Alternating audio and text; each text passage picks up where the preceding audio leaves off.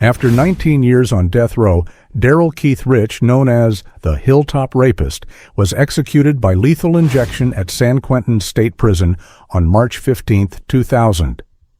In this video, we will explore every detail of this shocking case from the night the crimes occurred to the investigation, trial, and execution of the man who murdered 3 women and an 11-year-old girl in Redding, California.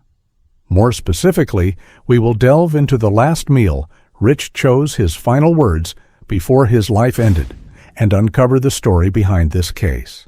On July 4, 1978, as America celebrated Independence Day with brilliant fireworks, displays a horrific event took place in Redding, California. About 3 days later, the body of a young woman was discovered under an embankment about 2 miles from her apartment. The victim was Annette Faye Edwards, 19, found in a tragic state. The police immediately secured the scene. The autopsy revealed that Annette had suffered severe head trauma, and the cause of death was determined to be blunt force trauma. This was the first murder in Darrell Keith Rich's brutal crime spree, marking the beginning of a terror that enveloped the community. Annette Faye Edwards was a 19-year-old girl with a whole future ahead of her. She was on her way home after watching Independence Day fireworks with friends when she was abducted by Rich. Annette's murder was just the beginning of a series of tragedies. 2 weeks after Annette's death on August 2, 1978, Patricia Ann Moore, 17, was also abducted. Her body was found 2 weeks later in a garbage dump. The autopsy showed that Patricia had also sustained severe head injuries and several of her teeth had been broken. The cause of death was blunt force trauma to the head. A few days later, on August 6th, Linda Diane Slavic, 27, a mother, was abducted by Rich from a bar and taken to the same dump where Patricia Moore's body was found. After showing Slavic Moore's body, Rich raped her and then shot her with a .22 caliber pistol as she pleaded for her life. Slavic's naked body was found in the same dump about 20 feet from Moore's body.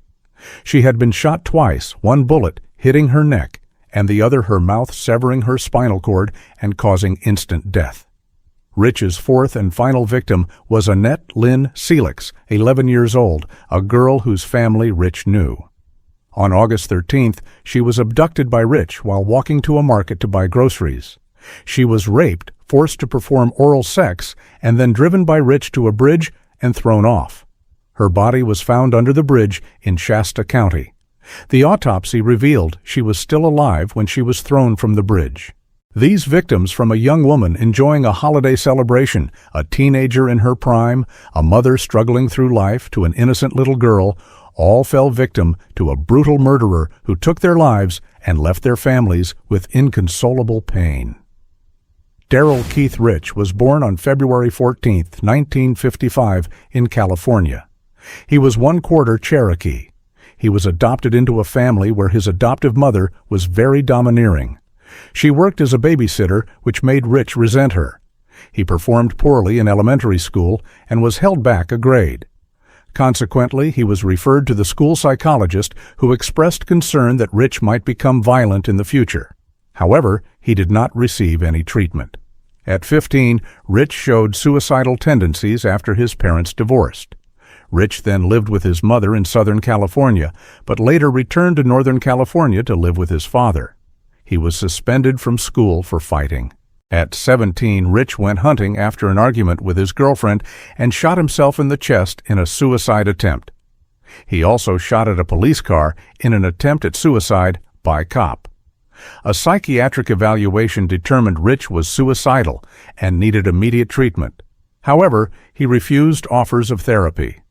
In the following years, Rich continued to cause trouble and was arrested for drunk driving and road rage. He also assaulted another person with a tire iron. The signs of violence and psychological instability were evident very early in Rich's life, but no effective intervention was made, ultimately leading to the horrific crimes that followed. Darrell Keith Rich's crime spree began on June 13, 1978, when he abducted a 25-year-old woman as she was walking across a bridge in Redding, California. He dragged her down a hill and attempted to force her to perform oral sex. When she refused, he repeatedly struck her in the head, fracturing her skull. He left her for dead, but she was found alive 12 hours later. On June 19th, Rich abducted a 21-year-old woman, forced her into his car, and drove to a secluded area where he raped her. The woman convinced Rich to spare her life by telling him she had a young child. He let her go and later boasted to friends about how easy it was to attack women. He went on to abduct and rape a 14-year-old girl on June 25th, releasing her afterward. On July 4th, Rich attacked 2 women on the same day in separate incidents. The first was a 19-year-old woman whom he raped and then released. The second was Annette Faye Edwards, 19, as she was walking home after watching fireworks. Rich abducted her, raped her, and then killed her by smashing her skull. 2 weeks after Annette's murder, Rich abducted a 15-year-old girl who was cycling in Reading. He then raped her and let her go. His second murder was committed on August 2nd when he abducted Patricia Ann Moore, 17. He raped her and then killed her by crushing her head and strangling her. Rich's third murder victim was Linda Diane Slavic, 27. On August 6th, Rich abducted Slavic from a bar and took her to the same dump where he had left Moore's body. After showing Slavic the body, he raped her and then shot her with a .22 caliber pistol as she pleaded for her life. Rich later boasted to friends that her last words were, "Don't do it, don't do it." His fourth and final victim was Annette Lynn Salix, 11 years old. On August 13th, he abducted her as she was walking to a market to buy groceries. He raped her, forced her to perform oral sex, and then drove to a bridge from which he threw her. Rich's crimes were not isolated acts of violence, but a calculated series of acts that showed a terrifying cruelty and disregard for human life. After the murder of Annette Salix, an investigation was conducted by Shasta County officers who interviewed Rich. At the time, he was not considered a suspect and was only interviewed because he had previously worked for Salix's mother. A detective interviewed Rich the next day after he agreed to a polygraph test.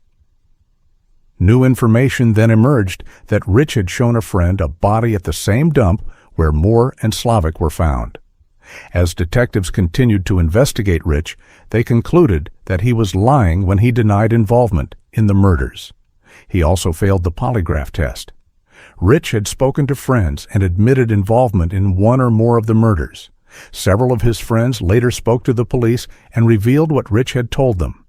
A murder weapon was found at Rich's mother's house, and Rich eventually confessed to the Salix murder in a recorded interview. He later confessed to all of his crimes. The meticulous investigation and the cooperation of Rich's friends helped law enforcement track down and apprehend the perpetrator, bringing a hope of justice for the victims and their families. Darrell Keith Rich was charged with 3 counts of first-degree murder with special circumstances and 1 count of second-degree murder, along with numerous other non-capital offenses. On January 23, 1981, Rich was sentenced to death for 2 of the 4 murders. United States Court of Appeals for the Ninth Circuit Judge Michael Daley Hawkins, who reviewed Rich's death penalty. Appeals summarized his crimes clearly. The investigation of the crimes that led to Rich's arrest and trial generated considerable public attention in the community where the crimes occurred, and understandably so. Even for the most jaded, the crimes are almost unimaginably brutal, savage attacks upon young defenseless women, all of whom were sexually assaulted. 5 were also murdered, 2 were beaten to death, a third was shot in the face, and a fourth, an 11-year-old girl, was thrown from a 100-foot-high bridge to her death. 5 other women ranging in age from 14 to 25 were fortunate enough to survive. 4 unhesitatingly identified Rich as their assailant. During this time, Rich was briefly married to a woman named Loretta Summers in January 1981, but their marriage was annulled in August of the same year after Rich was convicted of murder. Rich's death sentence was a clear affirmation of the severity of the crimes he had committed, and was justice's response to the brutal acts of the hilltop rapist. The victims' families vehemently opposed any offer of clemency for Rich. Celix's aunt said her sister was haunted by the fact that in her daughter's final moments, her last instinct was to curl into a fetal position, and she constantly relived that moment in her mind. Rich's surviving victims also opposed clemency. One woman said, "He took away my ability to live in peace." Patricia's brother, Burton Adams, said he had only recently learned the details of his sister's rape and murder, and that Rich was getting an easy, quick death. He spoke at Rich's clemency hearing and said, "I think we should take him out to the dump and use rocks. Or maybe a gun, no. A gun is too merciful. What he remembers is raping her and killing her. I want you to take that away from him." Annette's stepfather, David Tidwell, said, "We're wasting our time. Just kill him. He better pray there's no hereafter. If there is, he better hide." On March 15, 2000, at 12:06 a.m., Darrell Keith Rich was executed by lethal injection in the execution chamber at San Quentin State Prison. He was pronounced dead at 12:13 a.m.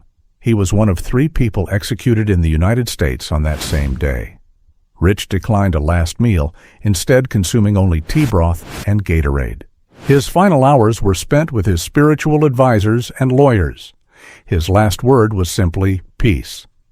Before his execution, Rich, who claimed to be a reformed man after discovering his Native American heritage, had requested to be allowed to participate in a sweat lodge ceremony, stating it was necessary to purify his soul. As this ceremony would have required several hours and involved the use of a rake, hot rocks, and a shovel, the request was denied on the grounds of being a security risk. The death of Darrell Keith Rich closed a painful chapter for many families, but the pain and loss he caused remain. The case of the hilltop rapist is a chilling reminder of the darkness that can exist in the human soul and the importance of being vigilant and protecting the vulnerable in society. This story is also a testament to the perseverance of the legal system and the resilience of the victims' families in their journey to find justice. Although nothing can compensate for the lives that were lost, the execution of justice provides some solace and brings a measure of peace to those left behind. Let us always raise awareness of the signs of violence and psychological instability, and constantly strive to build a safer society where tragedies like those caused by Darrell Keith Rich no longer happen.